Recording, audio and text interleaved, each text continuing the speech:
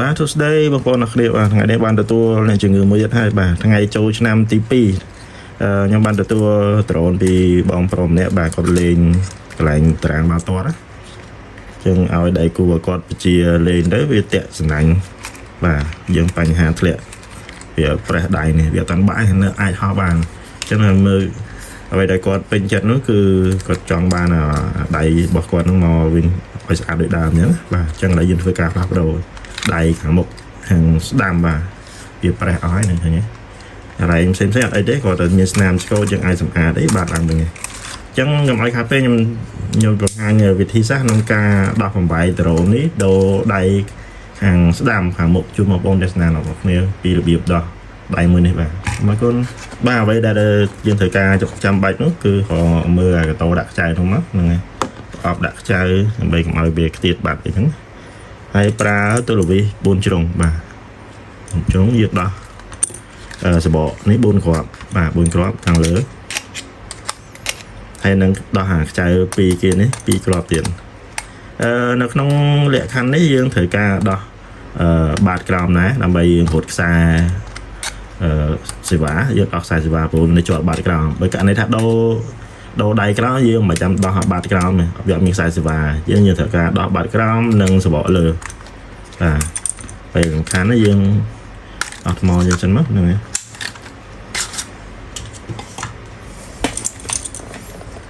តើមកយើងដោះខ្ចៅ4គ្រាប់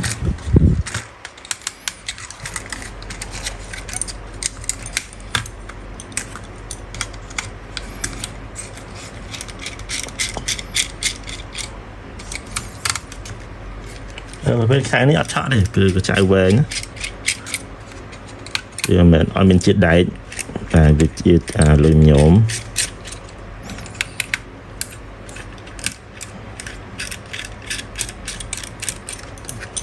បាទដោះខ្ចៅ4គ្រាប់អញ្ចឹងហើយ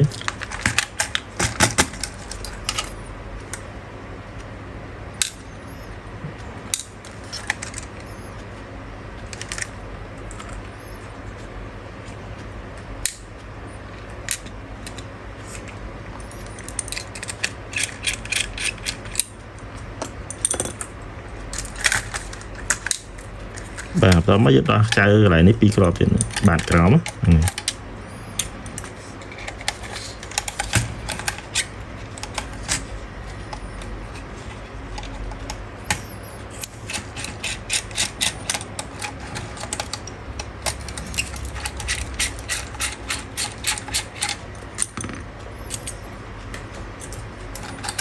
បាទយើងយកតាគៀបមួយឆ្កាស់តិចមក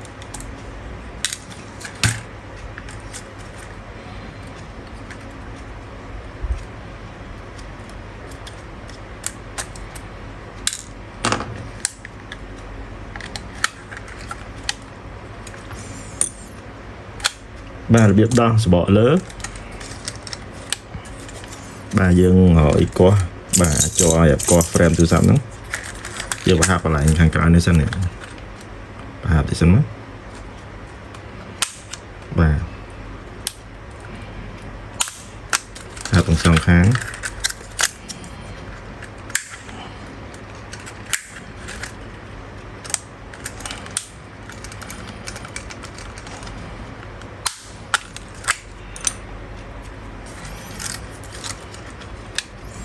តាមមកទៀតយើងមើលខាងក្នុងនេះបាទអូនមើលខាងក្នុងវាមានកន្លែងផ្ទាស់នេះមួយយើងឆ្កឹះកន្លែងផ្ទាស់ហ្នឹងទៅឆ្កឹះប្រហែលបន្តិចហ្នឹង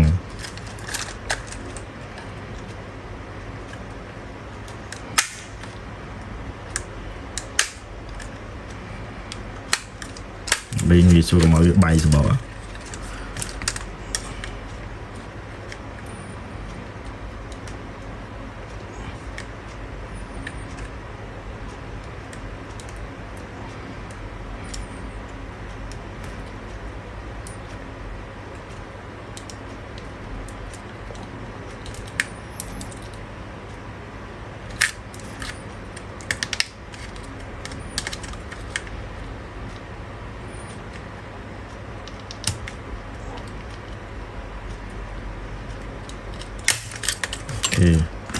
តើមកយើងទាញសបកឡើងមក តិចតិចបាទព្រោះអាចអាយ៉ាស់នេះបើកុំឲ្យទីខ្លាំងពេកណា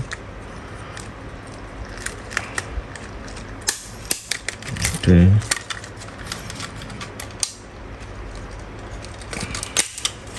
ូខេចាញ់ហើយនេះច្បកនេះគឺបាក់ដែរបាក់គល់នេះបាទបន្តមកទៀតយើងធ្វើការដោះស្លាបនេះចេញមកដោយសារតែនេះយើងត្រូវដូរដៃចេញហើយ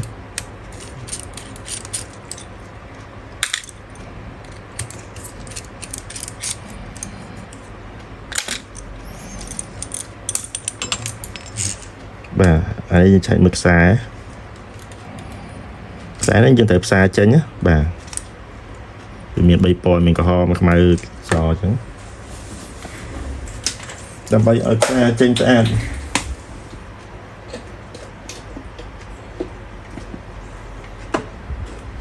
បងប្អូនអាចដាក់សល់តិចមក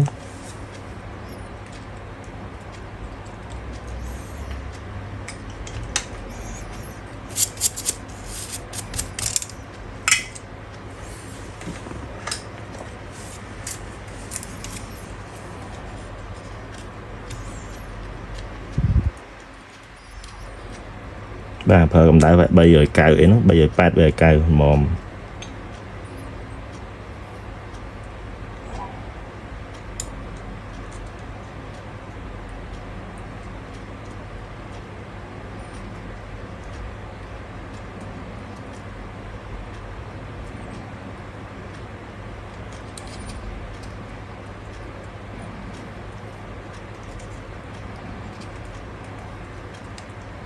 អូខេរាល់មួយ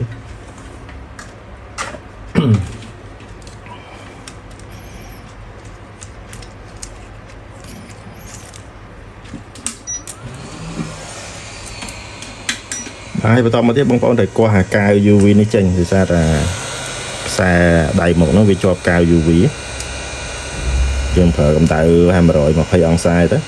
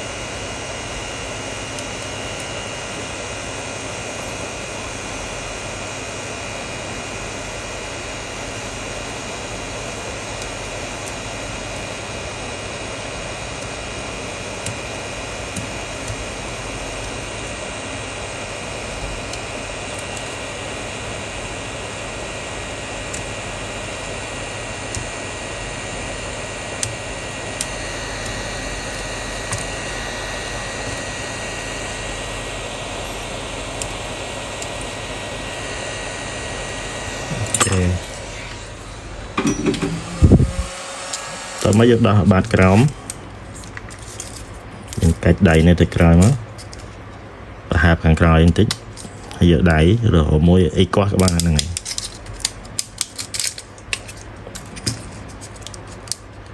បាទស្ទះក្រោមបាទបងប្អូនឃើញដីច្រើនអញ្ចឹង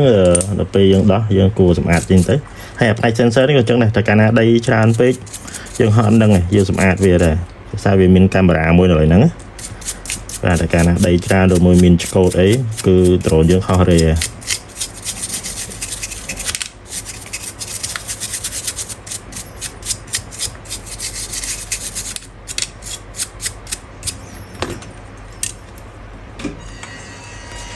មកយើងបក sticker សៀលនឹងចេញមក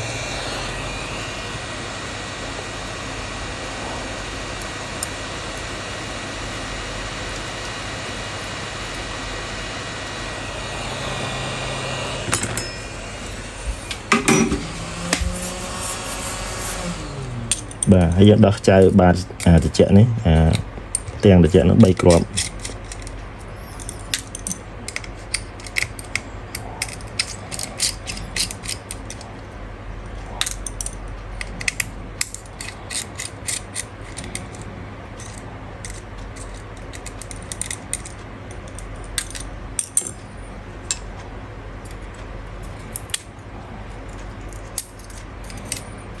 thế bà nick size thì bà càng đầy càng đam á riêng có gì mất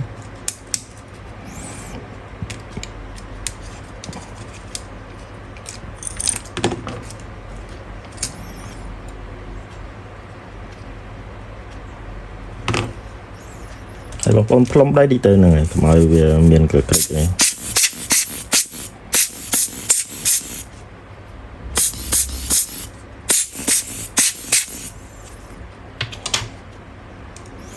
tao mới đó hà sẽ lại đầy một đấy pi của tiệt trái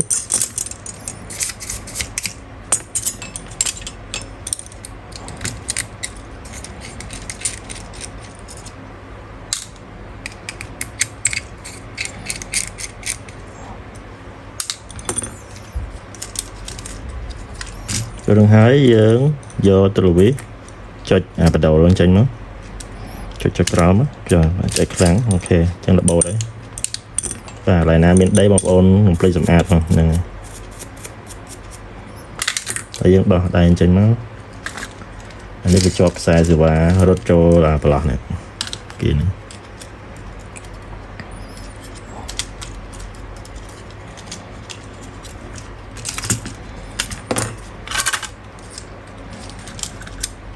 và tiền đầy và nghĩ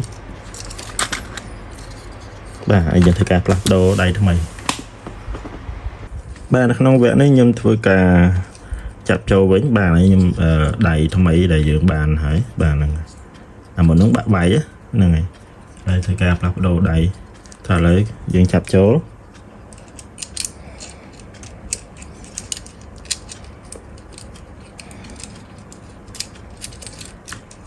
chúng tôi đây mini 2 SE mini 4K hắn đại đối với đôi kia thì ai chỉnh một nửa bàn này tại mini watt với khó này với khó cái khác có ai ra bán này còn nông cạn này trăm ba chẳng á và thà đối thì việc khó lại nó vì mình ép bỏng và mini 2 SE ấy vì mình ép bỏng này về rừng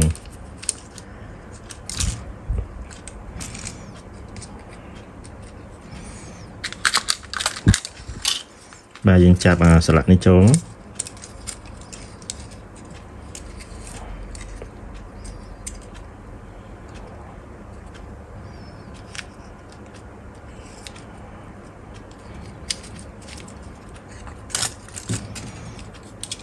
dân ai chặt xa tam cái các bạn này rồi mà bị tớ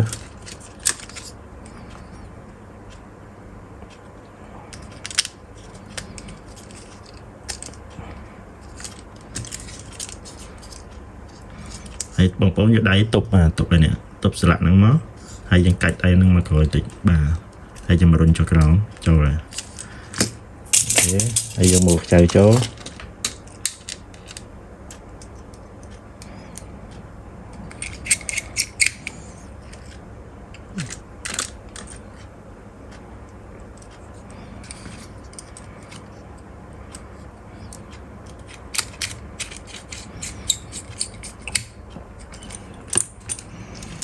tập mới dương rồi nhạc xài nó cho vào bình mất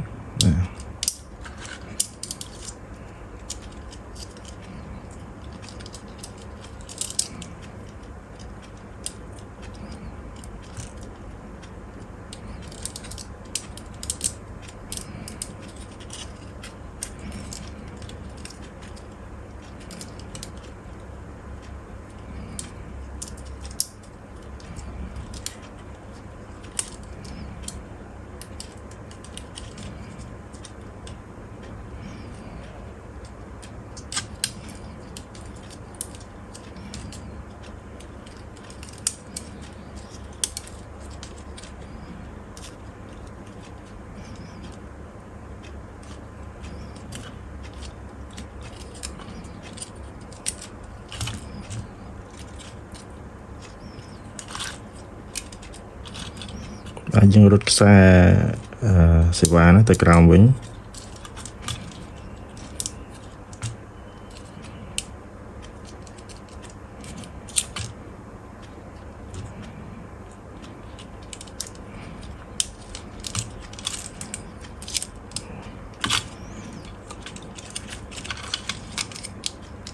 បាទបន្តមកយើងត្រូវការផ្សារខ្សែនេះចូលកន្លែង ESC វិញបាទហ្នឹង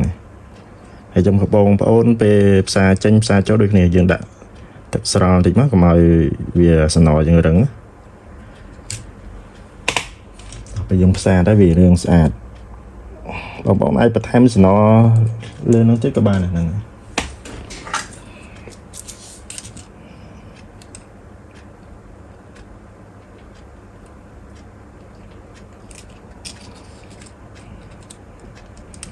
បាទទី1ផ្សារបក្រហមចូលនេះបងប្អូនមើលតាមមួយខាងនេះក៏បានដែរក្រហមខ្មៅសចំណាំវា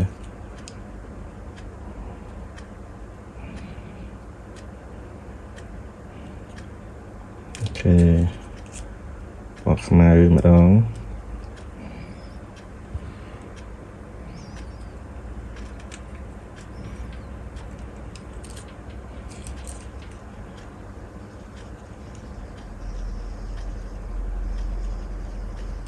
សំខាន់បងប្អូនមកផ្សារហ្នឹងប៉ះគ្នាឆ្លងទៅអត់ដែរអាចឆេះ ESC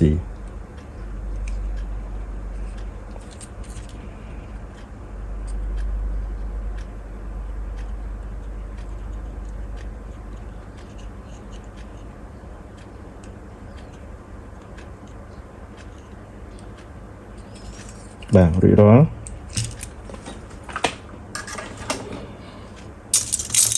បន្ទាប់មកកុំភ្លេចសម្អាតបាទព្រោះនេះវាមានជាតិស្រាលអញ្ចឹងយើងសម្អាតវាស្អាតតិចទៅ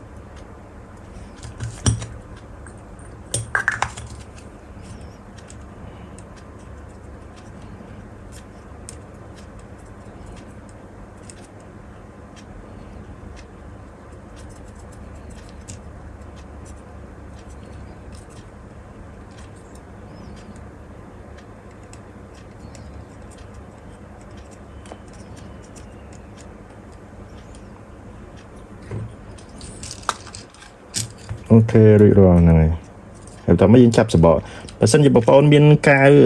UV បងប្អូនអាចបន្តកៅដូចដើមវិញទៅហ្នឹងហើយយើងបិទខ្សែវាឲ្យជាប់ឡើងវិញហ្នឹងហើយ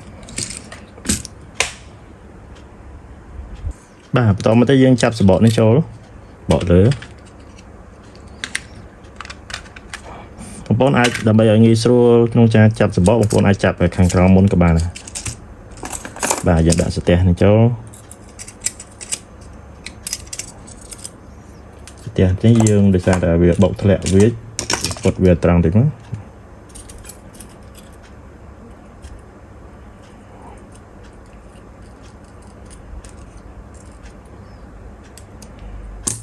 បាទយើងចាប់ចូលវិញ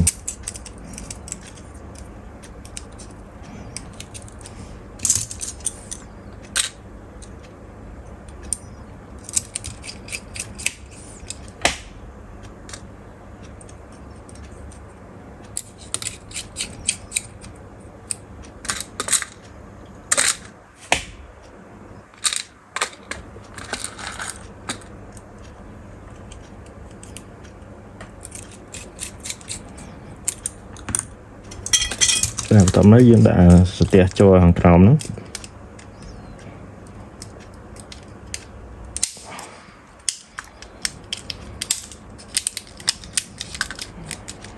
អូខេយើងមើលចូលកន្លែងនេះអស់ហើយបន្ទាប់មកយើងចាប់ខ្ចៅ2គ្រាប់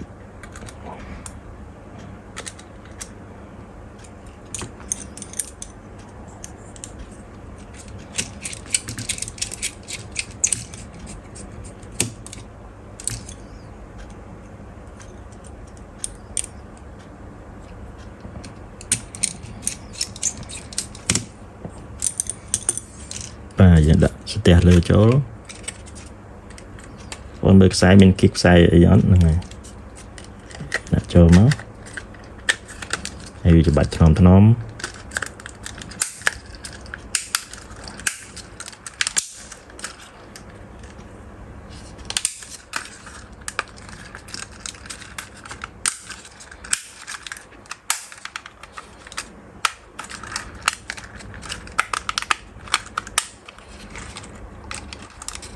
គេចោលហើយយើងចាប់ខ្ចៅ4គ្រាប់ទៀត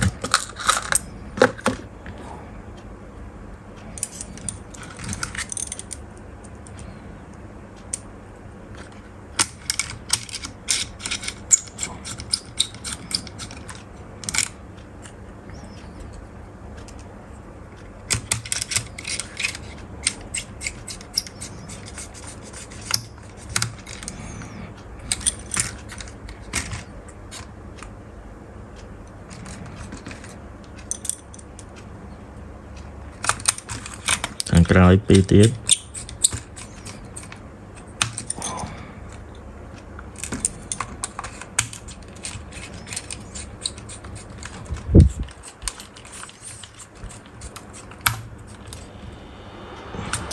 រួចរាល់ឥឡូវយើងមកចាប់ស្លាបម៉ូទ័រវិញ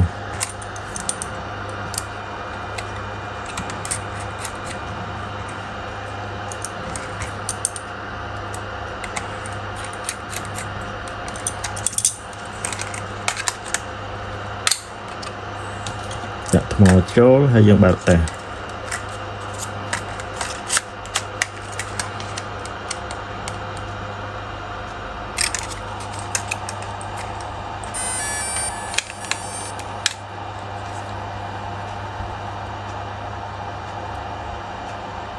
អូខេរួចរាល់ហើយបាទសម្រាប់បងប្អូនដែលមានតម្រូវការជួសជុលដ្រូនគ្រប់ប្រភេទរបស់ DJI បាទបងប្អូនទាក់ទងមក page DJI Clinic Cambodia ទាក់ទងតាម TikTok ក៏បាន Telegram ក៏បានឬមួយចូល page ជាក្នុងក៏បានបាទសូមអរគុណ